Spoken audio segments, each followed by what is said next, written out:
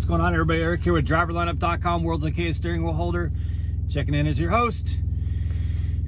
And it's the last day with the beard. We had a campaign called Back the Beard.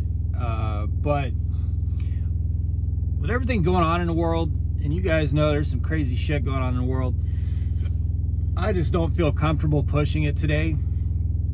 So we're going to talk about a campaign we'll do over the next month or two. Basically, we wanted to raise a few bucks for a trucking related charity. So we'll talk about that here in the next month or two. But it is my last day with the beard, so you won't have to hear me talking about it anymore. You won't have to see it anymore. I don't like talking about it, but every single video there's comments about the damn beard. And you guys have been giving me shit about the beard for 5 months since I've been growing it. So anyway, it's coming to an end. I've got a video coming up in 4 weeks about the project that I mentioned the other day that is taking an enormous amount of time, but it's amazing. If you are into cryptocurrency, you're going to want to see, especially NFTs, non-fungible tokens. You're going to want to see this. Like, it's going to blow your mind that it's just not yet time to talk to you about it. But I think Lenny and a few others texted me going, hey, what's up with the crypto? I want to talk about the crypto. I was talking yesterday to Freight Skater about it at the DAB meeting, and he was just kind of just staring at me like, what the hell are you talking about? So that's why I haven't really talked about it, because it needs some good explanation. Anyway, that's not what this video is about. I'm getting ready to go into the DAB meeting. I had to get my truck and bring it over here, so I had it posted up. I had all kinds of things I needed to charge. I needed to get fuel in the truck. It was empty. In fact, I got to the truck in just the right time, because it was so empty. The fuel tanks were so empty that the APU aired out and wouldn't start. That's how empty it was. My truck has never been that empty before, so it was right there on fumes. So I put 50 gallons into it and brought it over here to Oasis, where the DAB meeting's happening, which I don't know if we're really supposed to park back here. But one of the DAB members, driver advisory board members, parked here yesterday, so I think it's probably fine during the meeting. But I had all my devices, my iPad, stuff that needs to be charged, and I really wanted to have my truck over here because today is a long meeting. It's about 10 hours of sitting in a conference room chair, which is not. Someone on Discord the other day said, so it's one of those chairs you have to shift in every 5 minutes. Yeah, it's that. So that's going to be fun. Anyway, I wanted to talk about, I'm already 3.5 minutes into this and I haven't even gotten to the point. Sorry, guys. Load choice. So a lot of the driver advisory board meeting stuffs we can't talk about on YouTube. And I mentioned this at the last DAB meeting, and some people were like, well, that's not very transparent. That's not what it's about. It's that there's a lot of information that they're bouncing off of the driver advisory board for ideas and things to implement. So they're not, a lot of it's not even, maybe it'll never happen. So they don't want us out running to YouTube saying, hey, you guys should, this was discussed, and then it never everybody gets excited about it, it never happens. So that's why there's good reasons for it. You guys know I'm pretty transparent with the channel and everything. There's good reasons that we can't talk about most of what's discussed at the driver advisory board meeting. Now, when every department comes and makes a presentation, and last meeting I approached a couple departments after their presentation, said, hey, is X, Y, and Z off the record? Can we talk about it? So if there's really good stuff today, I'll go ask those department heads if it's stuff we can talk about, and I'll talk about it on the channel. But one thing that was talked about yesterday that I will talk about, and this is This was discussed at the last meeting, probably the 5 or 10 meetings before that, and probably will be the next 5 or 10 meetings, who knows. But it is the Prime Inc. load choice, which I think a lot of drivers get confused with load board. There is not, Prime Inc. does not have a load board. Well, there is if you're power only, I believe you can get load board. But for like purchasers like I'm lease purchasing my trucks, lease operators, company drivers, all that, there's no load board. So you're never going to get with Prime and a load board of all loads on the network. That's just not ever going to happen. And you got to understand why that is. Prime, because there's other carriers out there, and I see it all the time in comments and on Discord of, well, this carrier does it and this carrier does it, and people leave Prime to go to carriers that do it. Yeah, there's a lot of carriers out there that have load boards, but most of those carriers have less contract freight than Prime. So it's easier to book, that freight further out. Prime's contract freight, in many instances, we're being notified of loaded trailers like the same day, so you can't, and we have obligations through contracts to carry that freight. So putting all the loads on there, like there may be loads that we don't have contracts, maybe great loads, but we have contractual obligations to service certain loads, and we may not have been notified about those loads until the last minute.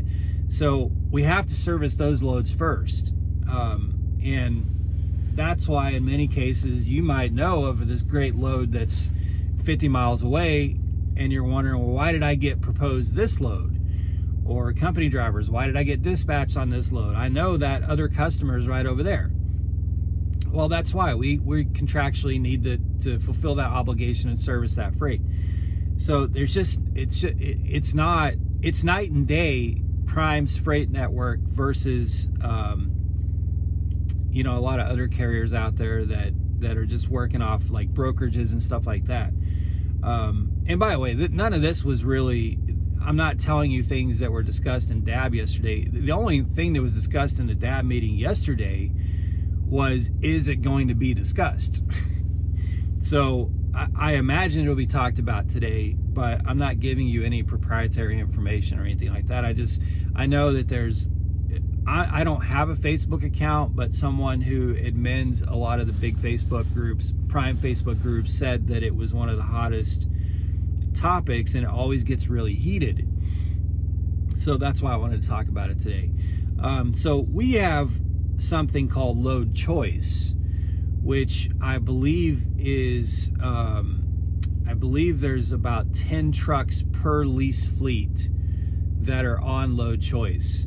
So it's less than 10% of the lease fleet that has load choice. And what load choice is it provides an extra button or tab or whatever you want to call it in the Prime app to where you can request 3 loads. Actually 6. You can request 3, and if you don't take any of those 3, 10 minutes later you can request 3 more. And if you don't take any of those 3, you then have to go to dispatch and go through the traditional method of getting a load proposed to you. From what I understand, there's a lot of people in upper management that really like load choice, and there's a lot of people in upper management that hate load choice. I think the reason a lot of drivers hate it is because it has the appearance of creating an unlevel playing field. In that if 90% of the trucks can't get the choice of loads, then the other 10% have an unfair advantage.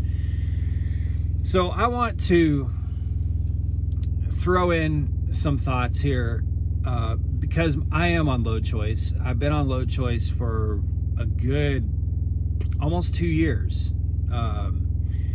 And so and then I was driving for a year without load choice. So I understand both sides of it. First of all, load choice really generally does not give me super excellent paying loads that I can't get if I'm not on load choice. I'm not saying this to be defensive of it. I agree with some of the sentiment. I'm not trying to defend it and say that it's not great, so don't stress about it. I personally love load choice. I think it's a great tool and a great asset to have as part of my business.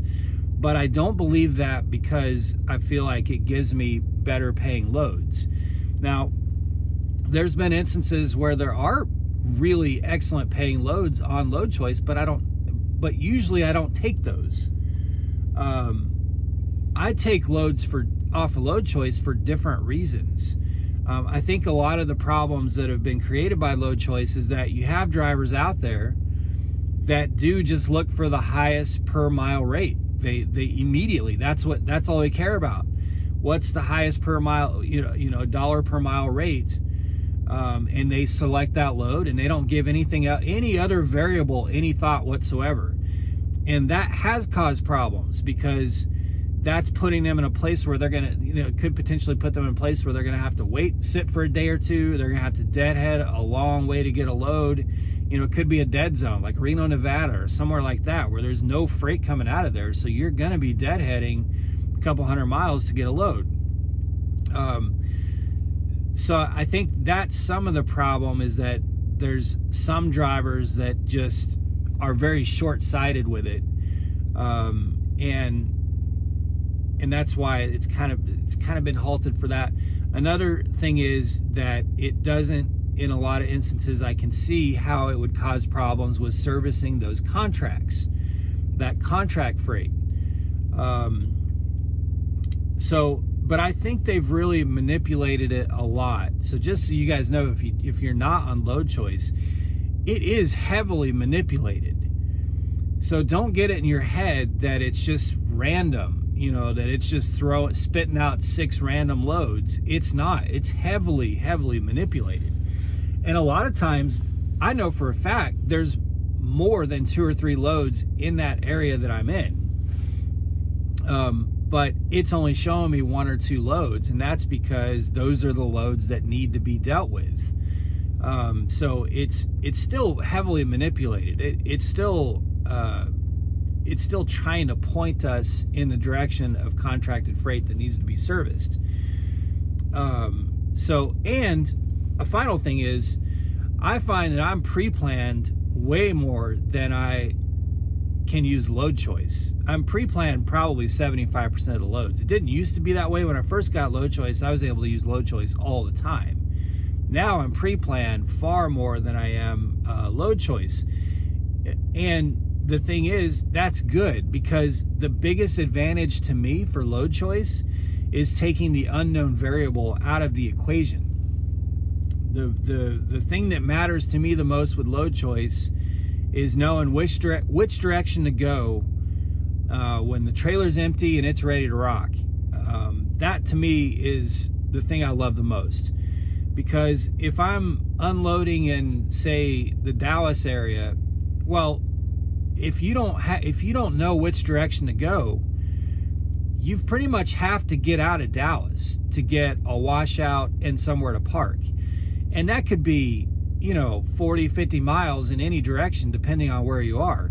So you kind of just have to you just have to guess at it. If you don't have a load already lined up, you may go 40 miles north of Dallas and then get a load proposed to you that's 40 miles south of Dallas, which now you have to drive, you're looking at 120 miles to go back through Dallas to where that shipper is, including the 40 miles you drove out of Dallas to find somewhere to get a washout and to park. You know what I'm saying? So to me, load choice's biggest advantage is being able to predict and see what to do next, versus kind of sitting and versus it being a guessing game.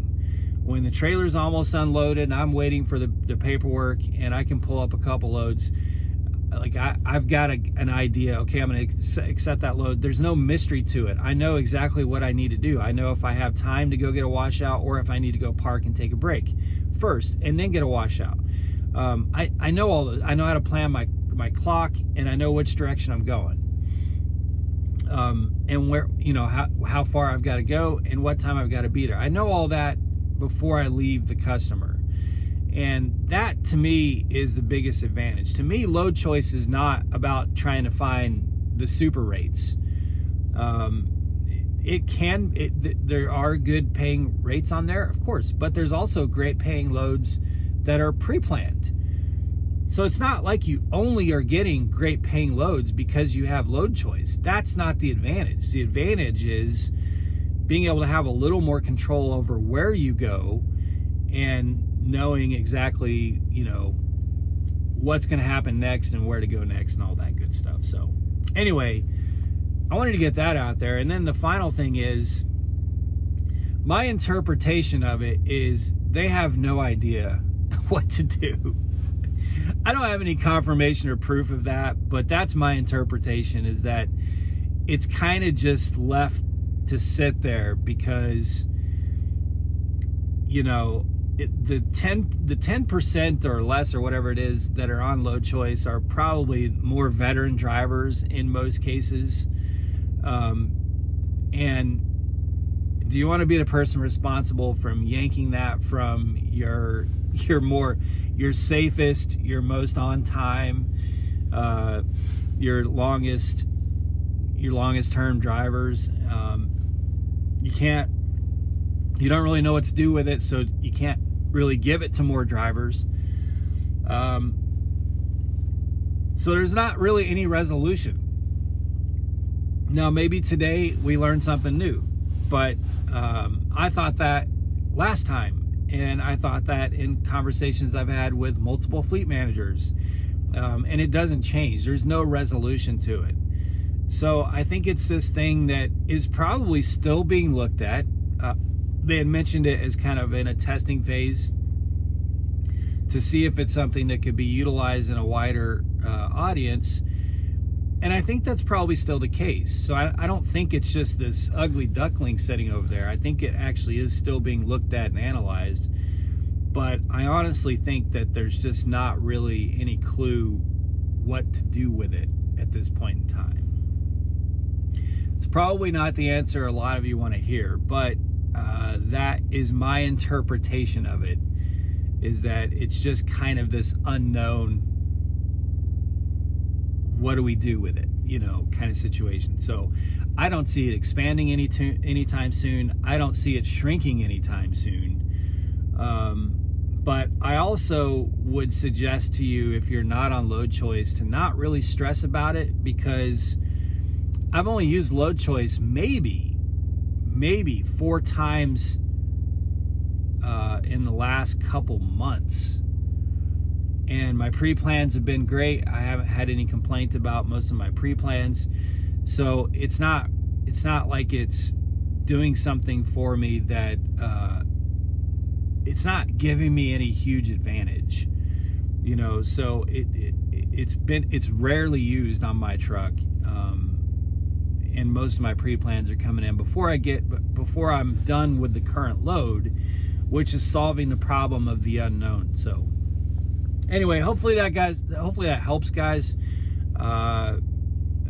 Again, it's probably not the answer some of you want, but hopefully it helps bring some clarity to where it's all at and what it is and all that good stuff. So anyway, going to the dad meeting here shortly, going to get some breakfast and coffee and all that good stuff. I'll check in with you guys later. Be safe, make good decisions, and as always, drive to thrive. I'll talk to you soon.